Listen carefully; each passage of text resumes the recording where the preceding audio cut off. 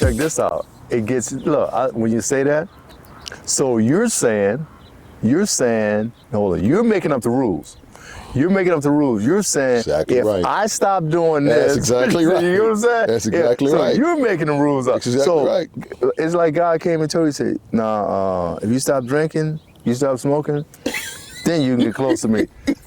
So people, they make the rules up and say, did God tell you that? If you ask them that, did God tell you? Right. Hold on, did God tell you if you stop drinking that you be closer to Him? Where's this? Where's it at in the Bible? Where's this at? I don't understand. But that's what we do. We tend, like you said, we tend to make the rules up. We decide how we're building a relationship with God, and God goes, no, that's not the way this works. Yeah. That's not the way this works. Yeah, boy, I remember back in 2000, I always got these stories, man. I guess when you get older, you just got stories, dude. You got stories. Matter of fact, the people at the job said, man, you always got stories. Dude, I've been in this world for 61 years. Yeah, got a bunch of them. I don't remember all of them all the time. Exactly. I hope when you get this age, you're supposed to have some stories too. You're supposed to have stories. So 2016, I just started at Westcom, and one of the young ladies, man, lost her husband at 42 years old. Good guy, massive heart attack. He was a good guy. Coached the kids and everything. Coached the kids in sports and everything like that. His kids was younger. Him and his wife, good girl, good lady, man. So I'm the branch manager. I don't really know him that well, but I got to go to the service. Right. You know, it's the right thing to do. Represent Westcom, which I did. And so we get to the service and everything, me and my assistant manager and a couple more people there. And it was a Catholic service, and the priest, he says, and I still remember it, man. I could see him standing up in front of the family. You know where I'm going. He's standing in front of the family, and he says, you know, I've been doing this for 35 years. And people always ask me, and he called the guy's name. He said he was a good man. He was a really good man. He was a good guy. He was a family man. He coached the kids. He was a sports guy and all this kind of stuff. And people have been asking me this for 35 years. Why do bad things happen to good people? And everybody is almost like everybody's sitting on the edge of their seat. Because they say, he can really give us the answer. Right, he going to tell us. He can really give us the answer. Right. He can really get the answer. And I was sitting, I was like, whoa. And so, you going to get the answer to that? And I've always had that question. And so he says, I'm going to give you the same answer. He said, answer. I said, you're going to give us the answer. I'm going to give you the same answer I've been given for 35 years. Everybody wait. And I loved what he did. He built a suspense up, so he just kind of paused. Right, get paused. Pause. And everybody, and I can hear everybody's mind thinking like, come on, man. Everybody's on the edge of the seat. Come on, man. Tell us. He says, same answer for 35 years. Pause a little bit. He says, I don't know. Everybody like, like in the Spike Lee movie, Do the Right Thing. You don't know. And and you and I both know, we've talked about this before, there's things that God weighs us so much higher than ours. There's things on this earth we're just not going to know, and there's things that we're not supposed to know. No. If we knew it all, why? Well, hold on, check it out. If we knew it all, okay, why would we need to have faith? Well, watch this. Just about that story, I can't help it. Mm-hmm. It is unfortunate when a person, exactly. when a person, see, I'm gonna rephrase this though. It's unfortunate when a person leaves loved ones. Mm-hmm. Mm-hmm. Because Paul in the Bible, he was conflicted, but his conflict was, I need to be here with you all, mm-hmm. Mm-hmm. but I'm okay being with the Lord. Mm-hmm. I want to be here, mm-hmm. but I also want to be with the Lord. Mm-hmm. Well, the only way you're going to get with the Lord is you die out of this life. Mm-hmm. So when we call that a good person, great, mm-hmm. but when we say a bad thing, it's mm-hmm. like, do you consider that person dying as bad? Mm. Well, yeah, why is that? Wow. Well, because their life was cut short, and now they're not here to help you anymore, right? Well, yeah, but they had such a good life in front of them. How do you know they didn't have a good life and that's it? So, I mean, it's difficult for us, and that's why I'm saying Paul himself was conflicted with that. Yeah. I want to stay here with you all and continue to spread the word and help you with the gospel, but I also want to go be with the Lord. Exactly. So I'm just saying that's how our world is. Why do bad things happen to good people? What part of this are you considering to be bad? Then maybe we can have a conversation about it. Well, the person died. Is that really a bad thing? Because absent from this body means present with the Lord. Ooh-wee. So exactly how are you defining that as bad? Well, they had their whole life ahead of them. Well, now they're in eternity and they have their whole eternity ahead of them. So exactly what? So again, see, we just don't, as humans, we don't think about that. We think about, I want that person to have a long life here and do good, and look what they could have done. Well, but I've never been to heaven, so I don't know what they can do over there. So, I mean, it's just one of those things where that's what I'm saying. So now we go back. I want to get closer to God. So you really want to know how God thinks. That's the whole idea. When you say get closer, so now your thought process should be changing to be more like His. That's what get closer means to me. Yeah. That I want to get closer. Why? I want to understand your character. I want to understand who you are. I want to understand how you think. I don't want to understand how you do things. I want to understand how you think and process stuff. Why? Because that is what's going to help me. Exactly. That's what's going to make me closer to you when I start having that mind, so I can go, what and mean it. What would God do? When I say that and I can mean it, because because we're so close that you know, it's going to sound crazy, but most of us, including me, we should want to be so close to God that when you look at me, that you can't tell the difference. I like that. That when you talk to me, that you can't tell the difference between praying to God and having a conversation, because guess what? It feels the same and you're getting the same. That's how close a person should want to be to God. So when we say close, the closeness should be, if someone has a conversation with Elgin, that they feel like they've been in the presence of God. Why? Because God's in you. So why don't you let Him be in you and help people, right? That's the whole idea to me. Because guess what Jesus said? What did He say? When you seen me, you seen the Father. When you seen me, you seen the Father. Show me the Father. What do you mean? When you seen me, you seen the Father. Been telling you guys this for how long? So if He was like that, exactly. Now, granted, we gotta, people are gonna say, well, He was God. That's usually our cop out. Well, I can't be because I can't be like Jesus because He was God. Well, that's funny because the Bible says He was all man. He was all man and all God. He was. So if He was all man, truly all man, and I'm just a mere man, then guess what? Because Jesus bled. Yeah, sure. Just like we do. He hurt. He cried. He cried. Yep. So He does all this stuff. So guess what? Yeah. He was able to say, when you seen me, you seen the Father. You seen the Father. And guess what? When He died for my sins, He said, all power is given to me in heaven and earth. And you and I, we together. That's what Jesus said. So for me, no, it's not wrong to say, I need to know more about my Father just like Jesus did. I need to spend that time not thinking and doing stuff, but spend time with Him so we can really, so I can know Him. Gotcha. So then I can say like Jesus. Exactly. When you come to me and say, Kevin, we need to pray about this. I've already prayed about it, Elgin. Well, we need to take this to God. No, we can talk about it.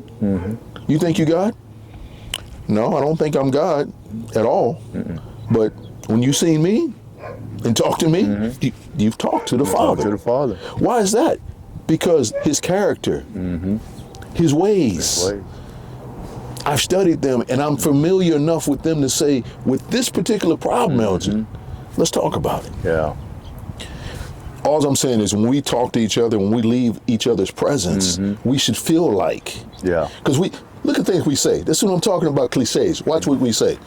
Wherever I go, I take Jesus with me. Do you? Exactly. Do you?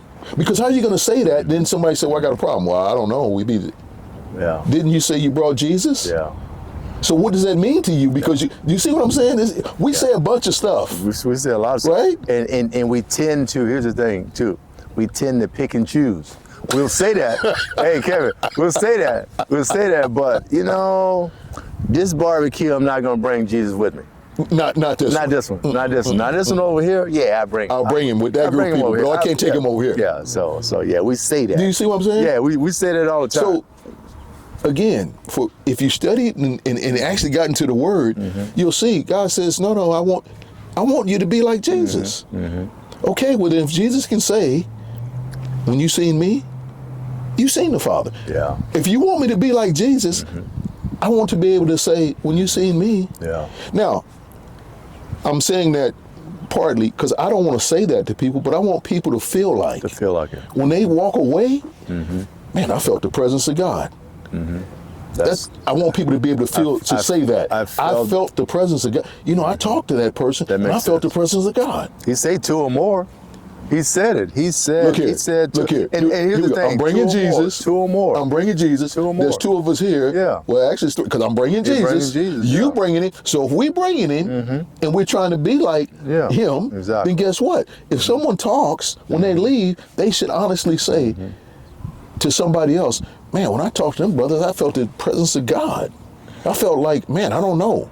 So here's what's cool about what you're saying now about getting to know him, because the more you get to know God as you go through this world, as you tap into these trials and tribulations, as you tap into all type of scenarios, the more you get to know God, the more you will tend to deal with those things like God would deal with them. That's where the spiritual growth comes from. And you can't get the spiritual growth by getting close to him.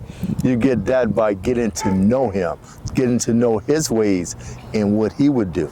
You're already close as you're going to get through Jesus. Now it's up to you. He gave us a great commission, go out and share and everything. How you going to share with folks if you don't know who you're talking about? Yeah, exactly. How you going to do that? How you going to share with people if you don't know? I can't tell anybody about you if I don't know you. No. Again, we can sit here and talk about sports all day and celebrities. We can talk about it all day. Yeah. We can talk about, we know about these people, but I can't tell you, oh yeah, you should go do this like such and such. I don't know. How close you are? I don't know. Yeah. But I know this is what I read. This is what they do. I don't know them though. Yeah. I don't know them for myself. Yeah, and I tell you this too. I said earlier about you don't have to have all the answers. And another thing we got to kind of get away from when we're talking about God, because I've seen it a lot, competing. All the time. We compete with who knows more or who think they know more. It's really not about. It's not about that. It's not about that at all. Who knows more? It's not about who think they're closer to God. You could, like I said, you could read that Bible all day long. You could. There's some people could read it backwards and forward. But I guess the question I would have, are you truly living it, or are you truly sharing it from a spiritual perspective, not just to say, "Look at me"? Are you sharing you? Or you're sharing God? That's a huge difference. Jesus never went out saying, "Look at me." He never wanted to be the center of attention, and he always made it a point. He always made it a point to say, "My Father." He always made that point. He always checked in checked in throughout the day with his Father. So to me, why don't we do those same things? Yeah. If we say we following, we struggle with that. And like you said, it's just human nature, that competitive human nature that says, "I'm better than you. I know more. I'm smarter than you. Look, I'm closer to God than you." You're right. You're right. That's why those two fellas said, the mom went, like, "Can they sit on your right and on your?" Jesus said, "That's not. First of all, them seats not mine to give." So you know what? And I think, as far as I know, my daddy said everybody equal when we get to eternity. We all the same. Ain't nobody different. No. So, why don't we do that here? That's the whole point. We don't help each other here. We don't. That's what I'm saying. You think about it.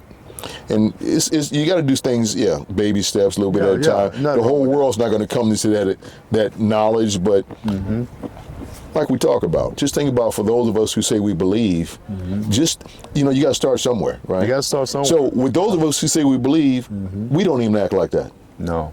Right? And that's the sad part. We got churches trying to one-up churches. We got pastors trying to one-up pastors. We got all this competition going on instead of just coming together as people of God and wanting to help one another. We don't do that enough. Help each other grow. Right. I'm not saying no one does it. No. But what I'm saying is we don't do it enough. We don't do it enough. Because guess what? That's not what the world sees. The world doesn't see any of that. Yeah. The world only sees the negative. Yeah. They don't see us helping each other and uplifting one another and all that. They don't see that. They see the negative. Yeah. That's why a lot of people are turning away. They go, y'all ain't no better than us. Y'all doing the same thing we doing. Yeah. Yeah. And I'm not talking about behaving. I'm just talking about it's just everything. Y'all process everything the same. Y'all ain't no better. Y'all just go to that building on Sunday morning. That's it. And then y'all want to think y'all better than everybody because y'all go to that building on Sunday morning. Yeah. Because you come across as being arrogant and know everything. Jesus didn't come across like that. See, so that's what I'm saying. We need to kind of reevaluate what we're really trying to do and talk about love and how we accomplish that and how we need to look at that better. What does that mean? Yeah. Because our definition of love and God's definition of love, I promise you, they're two different things. My biggest takeaway from today What's that? is that when we talked about bringing Jesus wherever you go, and then, but you mentioned earlier how Jesus did it. He basically met people where they were. Yep. And so if anybody out there is listening and they have hesitations around bringing Jesus wherever they go, just think about the way Jesus did. Just basically meet people where they are. On some areas, some places you go, guess what?